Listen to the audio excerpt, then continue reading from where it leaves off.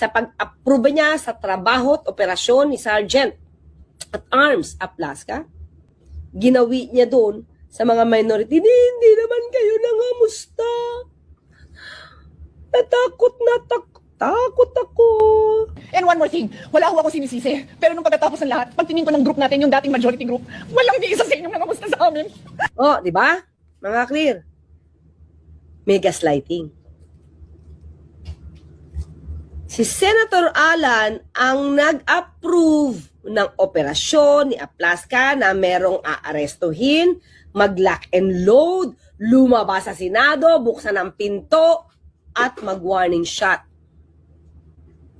Tapos ngayon, yung mga dating miyembro ng majority, definitely referring to the minority, hinahanapan niya pa ng, kamusta kayo dyan? Diba? Kita niyo kung paano, ito yung basa ko Siyempre, magtatampo kayo sa akin kung bakit ganito yung basa ko. Ito yung basa ko Ang basa ko, pahid na naman sa iba ang kasalanan. Kasi si Senator Risa, sinabi niya na parang wala nangyayari. Kasi siyempre gusto nila yung mabilisang investigasyon dito. May kasalanan ba si Aplaska? Tinolerate nyo ba si Aplaska? Bakit may lock and load? Bakit tinayagan nyo? Wala Bakit tinayagan nyo makalabas si Senator Robin Padilla? Bakit kinakailangan nyo na itanggi pa? Muna, ni Senator Padilla, yung pagkakaalam niya sa pagtakas niya o pagbitbit niya kay Senator Bato. Lahat yan, mga ka-clear.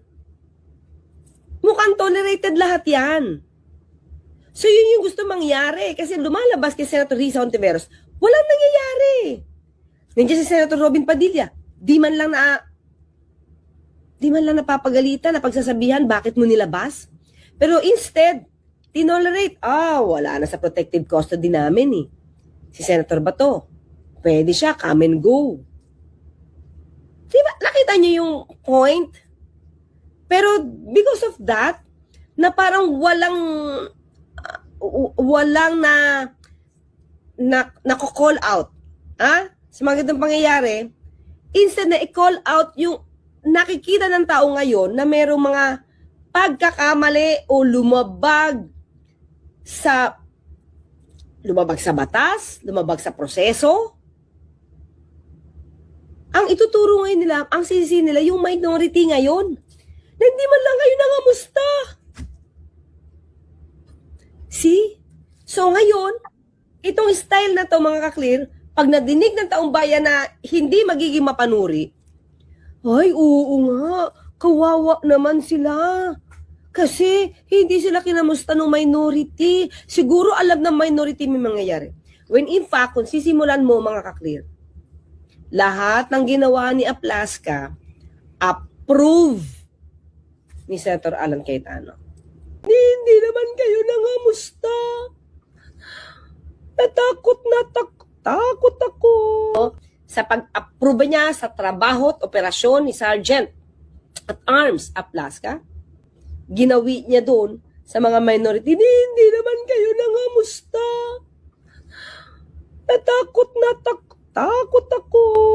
And one more thing, wala ho ako sinisisi. Pero nung pagkatapos ng lahat, pagtingin ko ng group natin, yung dating majority group, walang di isa sa inyong nangamusta sa amin. Oh, di ba? Mga clear. May gaslighting. Si Senator Alan ang nag-approve ng operasyon ni Aplaska na merong aarestuhin, mag-lock and load, lumabas sa Senado, buksan ang pinto, at mag-warning shot. Tapos ngayon, yung mga dating miyembro ng majority, definitely referring to the minority, hinahanapan niya pa ng, kamusta kayo dyan? Diba? Kita niyo kung paano, ito yung basa ko Siyempre, magtatampo kayo sa akin kung bakit ganito yung basa ko. Ito yung basa ko Ang basa ko, pahid na naman sa iba ang kasalanan. Kasi si Senator Risa, sinabi niya na parang wala nangyayari. Kasi siyempre gusto nila yung mabilisang investigasyon dito. May kasalanan ba si Aplaska? Tinolerate nyo ba si Aplaska? Bakit may lock and load? Bakit tinayagan nyo? Wala Bakit tinayagan nyo makalabas si Senator Robin Padilla? Bakit kinakailangan nyo na itanggi pa? Muna, ni Senator Padilla, yung pagkakaalam niya sa pagtakas niya o pagbitbit niya kay Senator Bato. Lahat yan, mga ka-clear, mukhang tolerated lahat yan. So yun yung gusto mangyari kasi lumalabas kay Senator Risa Hontiveros, walang nangyayari. Nandiyan si Senator Robin Padilla, di man lang napapagalitan na pagsasabihan bakit mo nilabas. Pero instead, tinolerate, wala na sa protective custody namin eh. Si Senator Bato, pwede siya, come and go. Diba, nakita niyo yung point? Pero because of that, na parang walang nako-call out. Sa mga ganitong pangyayari, instead na i-call out yung nakikita ng tao ngayon na merong mga pagkakamali o lumabag sa batas, lumabag sa proseso. Ang ituturo ngayon nila, ang sisi nila, yung minority ngayon, na hindi man lang kayo nangamusta. See? So ngayon, itong style na to, mga ka-clear, pag nadinig ng taong bayan na hindi magiging mapanuri, ay, oo nga, kawawa naman sila. Kasi hindi sila kinamusta ng minority. Siguro alam ng minority may mangyayari. When in fact, kung sisimulan mo, mga ka-clear, lahat ng ginawa ni Aplaska, approve ni Senator Alan Cayetano. Hindi naman kayo nangamusta. Takot ako.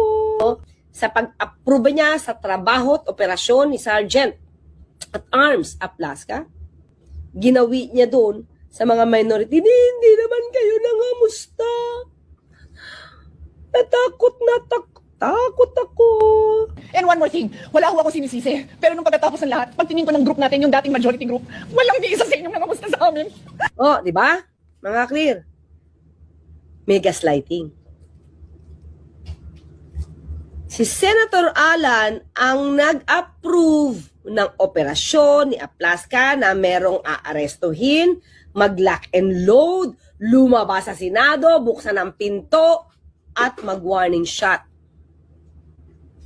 Tapos ngayon, yung mga dating miyembro ng majority, definitely referring to the minority,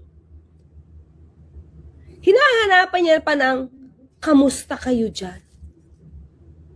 Diba? Kita nyo kung paano, ito yung basa ko Siyempre, magtatampo kayo sa akin kung bakit ganito yung basa ko. Ito yung basa ko Ang basa ko, pahid na naman sa iba ang kasalanan. Kasi si Senator Risa, sinabi niya na parang wala nangyayari. Kasi siyempre gusto nila yung mabilisang investigasyon dito. May kasalanan ba si Aplaska? Tinolerate nyo ba si Aplaska? Bakit may lock and load? Bakit tinayagan nyo? Wala Bakit tinayagan nyo makalabas si Senator Robin Padilla? Bakit kinakailangan nyo na itanggi pa? Muna, ni Senator Padilla, yung pagkakaalam niya sa pagtakas niya o pagbitbit niya kay Senator Bato. Lahat yan, mga ka-clear, mukhang tolerated lahat yan. So yun yung gusto mangyari kasi lumalabas kay Senator Risa Hontiveros, walang nangyayari. Nandiyan si Senator Robin Padilla, di man lang napapagalitan na pagsasabihan bakit mo nilabas. Pero instead, tinolerate, wala na sa protective custody namin Si Senator Bato, pwede siya, come and go. Diba, nakita niyo yung point? Pero because of that, na parang walang nako-call out. Sa mga ganitong pangyayari, instead na i-call out yung nakikita ng tao ngayon na merong mga pagkakamali o lumabag sa batas, lumabag sa proseso. Ang ituturo ngayon nila, ang sisi nila, yung minority ngayon, na hindi man lang kayo nangamusta. See? So ngayon, itong style na to, mga ka-clear, pag nadinig ng taong bayan na hindi magiging mapanuri, ay, oo nga, kawawa naman sila. Kasi hindi sila kinamusta ng minority. Siguro alam ng minority may mangyayari. When in fact, kung sisimulan mo, mga ka-clear, lahat ng ginawa ni Aplaska, approve ni Senator Alan Cayetano.